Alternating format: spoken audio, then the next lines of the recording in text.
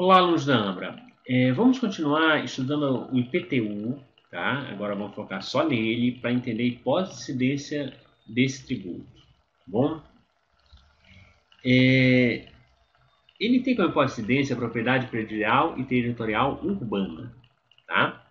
O artigo 32 do CTN diz: o imposto de competência dos municípios sobre a propriedade predial e territorial urbana tem como fato gerador a propriedade, o domínio útil ou a posse de bem imóvel por natureza ou acessão física, como definido na lei civil, localizado na zona urbana do município.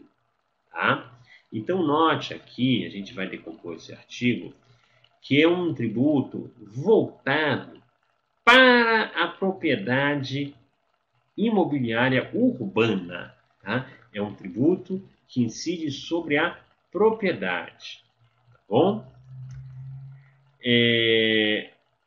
O termo material é o poder sobre o bem.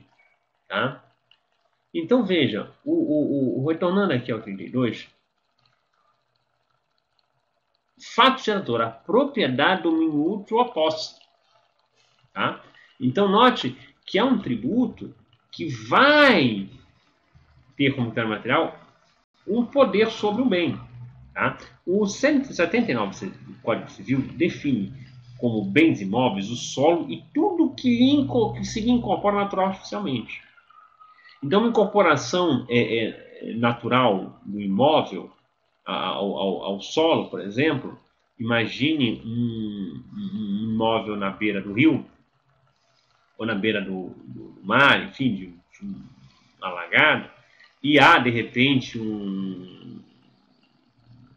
uma queda de pedras de uma montanha que aumente o terreno. Esses exemplos clássicos de direito civil que normalmente não acontecem.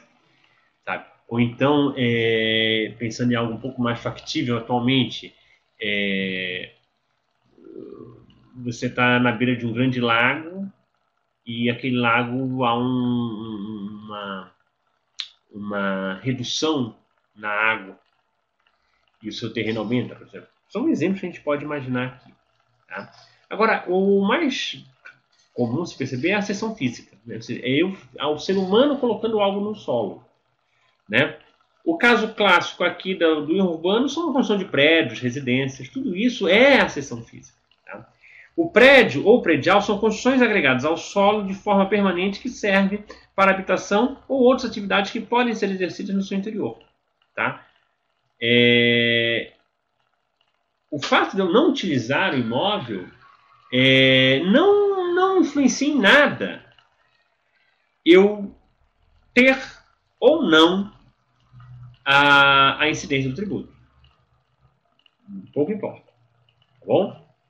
Eu posso simplesmente ter um imóvel fechado, mas ter que pagar o meu IPTU. Aliás, é até uma questão de IPTU para vocês, nós vamos ver brevemente. Telespacial é a zona urbana. E como é que eu defino a zona urbana? Lei municipal. A lei municipal vai delimitar a zona urbana. Tá? Há parâmetros que a lei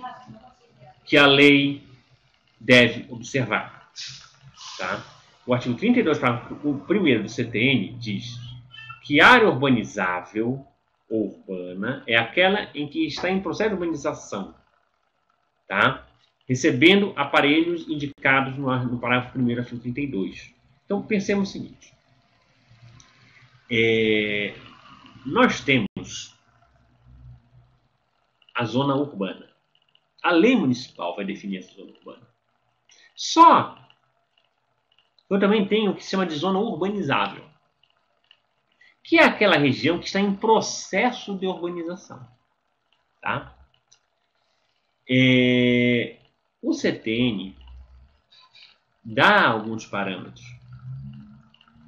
Esgoto, iluminação, asfalto, escola nas proximidades. Tendo 2 desses requisitos, você já considera a área urbanizável. Tá bom? Claro que a zona urbana, efetivamente, ele vai depender muito de uma lei de zoneamento, né? Determinando claramente o limite do município. Né? Essa questão da área urbana ou urbanizável, ela fica mais clara em municípios muito grandes, que tem uma zona rural muito grande. Porque vejam só, pensem em municípios como o São Paulo. Ora, é basicamente zona urbana ali. Então, a própria delimitação do município já vai ser a zona urbana. Agora, você pega o município de Altamira, que é o maior município do Brasil. Ele tem uma zona urbana, mas ele tem uma zona rural imensa. Para definir o que é o IPTU e o que é o ITR, vai depender de quais aparelhos urbanísticos tem naquela região. Então, de repente, você pode ter uma zona urbana pequena que está em processo de urbanização. Ou seja, a zona urbana está crescendo. Então, sei lá, a prefeitura está começando a asfaltar uma determinada área rural, está começando a botar iluminação nessa área rural, está transformando numa cidade aquilo ali. Ok? Esse processo de urbanização vai aumentar a zona urbana. Tá? Então, note que por esse critério da zona urbana e de área urbanizável, eu preciso observar se a prefeitura está colocando determinados instrumentos naquela região. Agora, há o critério da destinação econômica, tá? Que está no decreto 57 de 1966. É o disposto no artigo 32 do CTN, não abrange imóvel que comprovadamente seja utilizado em exploração extrativa vegetal, agrícola, pecuária ou agroindustrial, incidindo assim sobre o mesmo o ITR e demais tributos com o mesmo cobrados. Tá bom? Esse artigo 5º, ele pertence ao decreto 57 de 66. Veio leis posteriores, tá? Uma lei 5868 de 1972. Um recurso extraordinário de 98 declarou a lei 5868 inconstitucional incidentalmente. Uma resolução do Senado de 2005 tirou a sua vigência e, com isso, por repostinação, o artigo 15 do decreto-lei 5766 voltou a funcionar. O que nós temos aqui, então, o que nós temos aqui é o seguinte. O primeiro critério que a gente adota para definir o que é o IPTU é zona urbana. Ou seja, você vê um município e se esse município for inteiramente zona urbana, todo ele vai ser IPTU. Se você tem um município que tem zona rural e zona urbana, você precisa verificar onde vai a zona urbana. Tá? E aí isso vai depender dos instrumentos que se tem, do maquinário público que se tem naquela região. Tá? Delimitada a zona urbana, eu sei onde vai ter IPTU e ITR. Nem sempre é fácil, você tem conflitos. Tá? Às vezes tem áreas limites ali que fica na dúvida se é urbano ou rural. Agora, o próprio decreto fala que a destinação do imóvel para o imóvel rural vai incidir o ITR.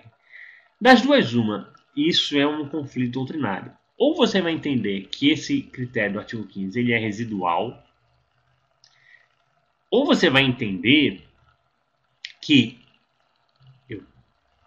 a zona urbana prevalece e apenas é residual, perdão.